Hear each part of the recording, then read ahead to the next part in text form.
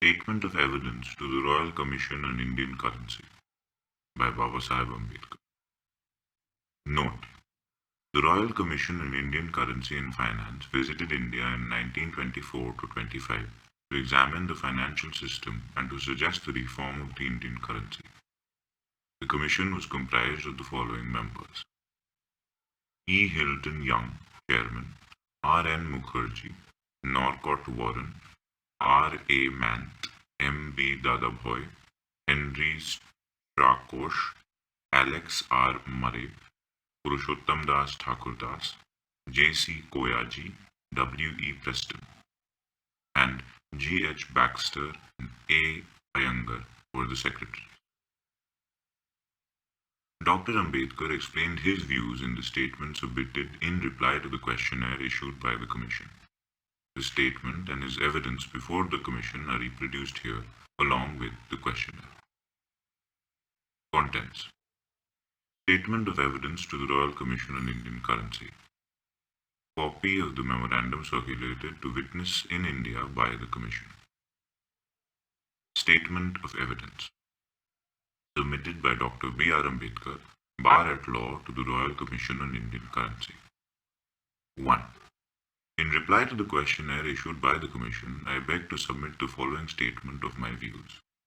In dealing with the questionnaire issued by the Commission, I will begin with question number 4 because I believe that is the principal issue on which the Commission is asked to give a definite finding. 2. I am emphatic in my opinion that the gold exchange standard cannot be continued with any advantage to India, and for the following reasons. 1. It has not the native stability of the gold standard.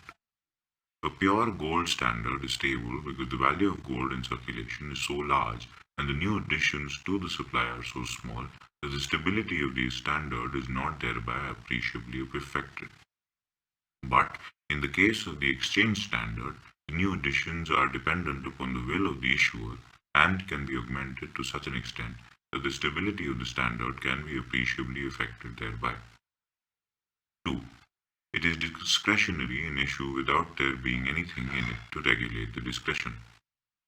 It is sometimes said that the gold standard is a hard standard which keeps the changing affairs of mankind tied to the wheel of nature over which human agency exercises no control, and that the exchange standard affords an escape from this rigidity.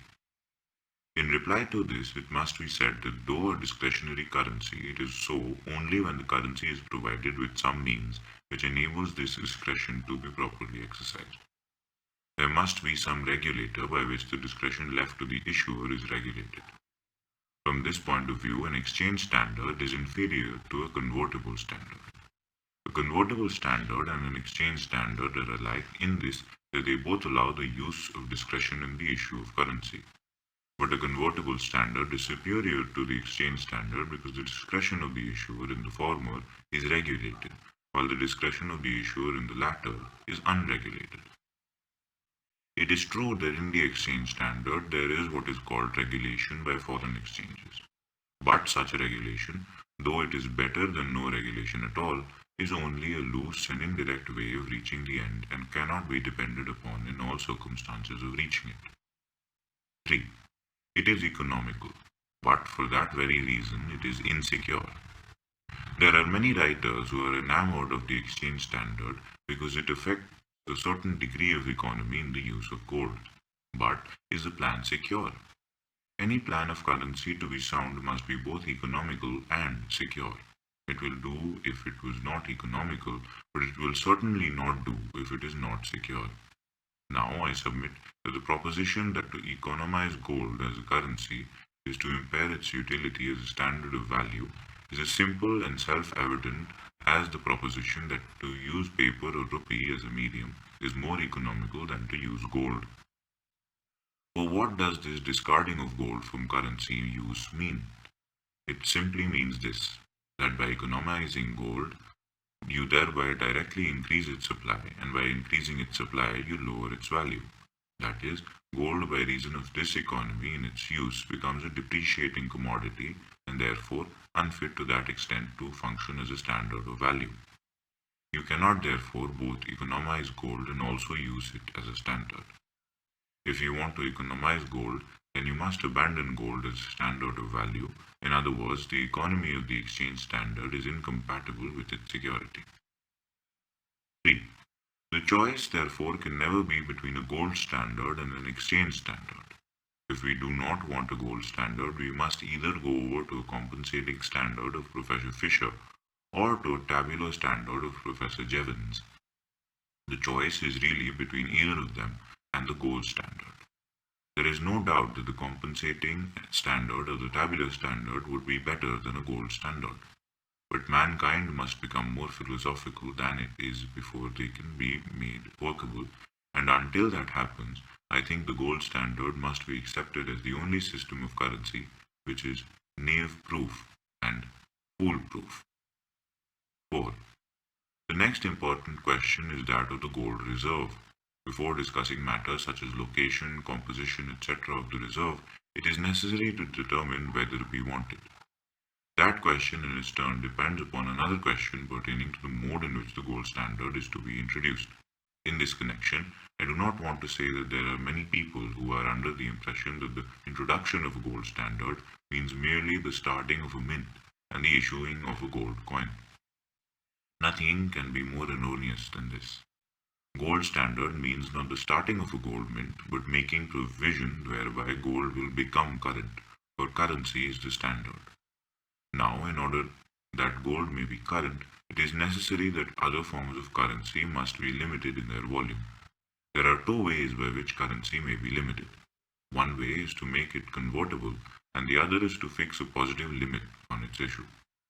If you choose to adopt convertibility as a method of limitation, then there is reason for maintaining in gold reserve. If you choose fixity of issue as a method of limitation, then there is no reason for maintaining a gold reserve. As between the two systems, I prefer the fixity of issue system. My reasons are two. 1. One of the evils of the exchange standard is that it is subject to management. Now, a convertible system is also a managed system. Thereby, by adopting the convertible system, we do not get rid of the evil of management, which is really the bane of the present system. Besides, a managed currency is to be altogether avoided when the management is to be in the hands of the government. When the management is by a bank, there is less chance of mismanagement, for the penalty for imprudent issue or mismanagement is visited by disaster directly upon the property of the issuer. But the chance of mismanagement is greater when it is issued by government, because the issue of government money is authorized and conducted by men who are never under any present responsibility for private loss in case of bad judgment or mismanagement. 2. A fixed issue system, besides eliminating management, will make provision for a larger use of gold in currency. The use of gold is an important matter. The whole world is suffering from a continuous rise of prices owing to the depreciation of gold. Anything, therefore, that will tend to appreciate gold will be to the good, and if gold is to appreciate, there must be a larger use of gold as currency. Besides, at the present time, there is no necessity to economize gold, because there is all over the world such a great plethora of money that the less we economize gold, the better. From this point of view, the exchange standard once is a boon, is now a curse. It served a useful purpose for some time. From 1873, the production of gold had fallen off, and the economy affected by the gold exchange standard was indeed very welcome, because it helped in a period of contraction to expand the money of the countries of the world and thereby maintain the stability of the international price system by preventing the rapid fall in prices which would have been inevitable if all the countries which based themselves on gold had also adopted gold as a currency. But after 1910, conditions changed and the production of gold increased, with the result that the continuance of the exchange standard thereafter not only did not help the countries to check the prices, but became a direct cause of the rise of prices. For the economy in the use of gold rendered gold, which was already overproduced, redundant.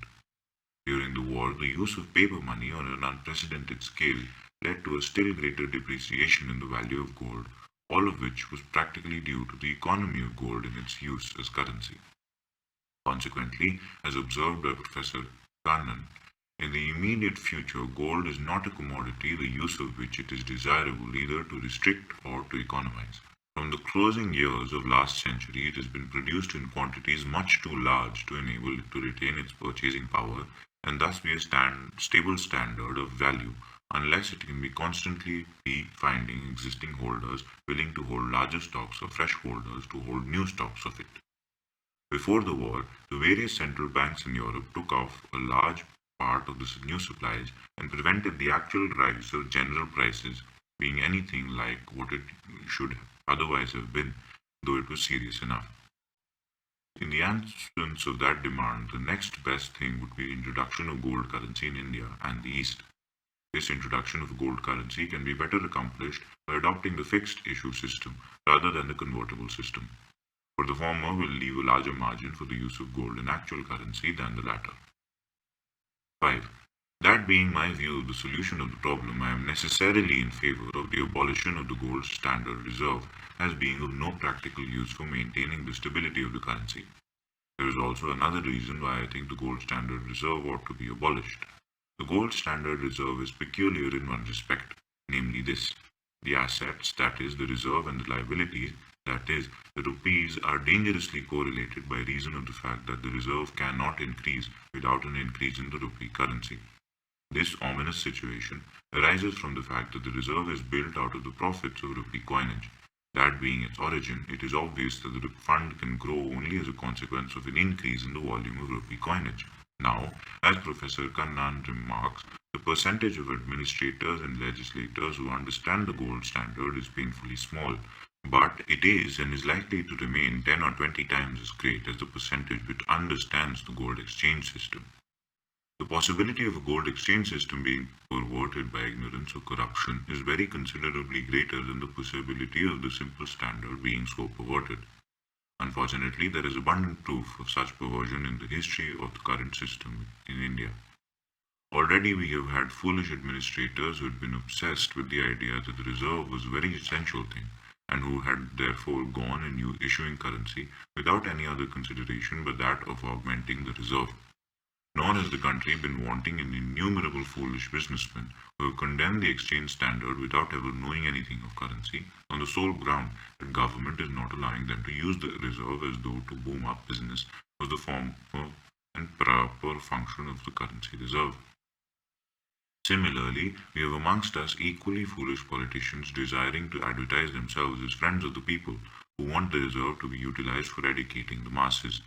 Any of these three may easily bring about a calamity in the guise of a blessing, and all this in sheer ignorance of the principles of currency. It is therefore much better to introduce a currency system which will do away with the exchange standard and also the gold standard reserve, the maintenance of which may any day be a source of mischief. 6. The following then are the requirements of my plan for the reform of the Indian currency. 1. Stop the coinage of rupees by absolutely closing the mints to the government as they are to the public. 2. Open a gold mint for the coinage of a suitable gold coin. 3. Fix the ratio between the gold coin and the rupee. 4. Rupee not to be convertible in gold and gold not to be convertible in rupees, but both to circulate as unlimited legal tender at the ratio fixed by law. 7. What is to become of the existing amount of reserve if it is not wanted for currency purposes? I myself would like it to be utilized by government as ordinary revenue surplus for any public purpose that may be seen as urgent. But there will remain sources of weakness in the reformed currency which it is wise to recognize. Unlike the follower committee, I am firm in my belief that the rupee currency, once effectively limited, will maintain its value without the necessity of any reserve. But there is just this chance that the existing volume of the rupee currency is so large that when there is a great depression, it may become redundant and may be the reason of its excess loss in value. As a safeguard against such a contingency, I propose that the government should use part of the gold standard reserve for reducing the rupee currency by a substantial margin, so that even in times of severe depression, it may remain limited to the needs of the occasion. The second source of weakness in the currency arises from the peculiar composition of the paper currency reserve. That weakness lies in the existence of what are called created securities. I should like this portion of the paper currency reserve extinguished as early as possible. For unless this is done, the paper currency cannot with safety be made as elastic as it should be. I would therefore recommend that the remainder of the gold standard reserve be utilized in the cancellation of the created securities in the paper currency reserve. 8. Having given my views on the nature and the form of change, I will now discuss the question next in importance, namely the ratio between gold and rupee. As a result of war operations, there is not a single country with a gold standard which was able to keep its pre-war gold parity. Some of them have erred from it by such a large margin that it is now beyond the capacity of many to approach it with any degree of certainty. But howsoever impossible and impolitic the task, the hankering for a return to the pre-war parity seems to be universal. There is but this difference between India and the other countries. The other countries have yet to reach the pre-war parity. India, on the other hand, has in fact overreached the pre-war parity. As a result of the difference, the problems before India and other countries are different. In European countries, the problem is one of deflating the currency, that is, appreciating it. In other words, of bringing about a fall in prices. In India, the problem becomes one of inflating the currency, that is, depreciating it. In other words, of bringing about a rise in prices.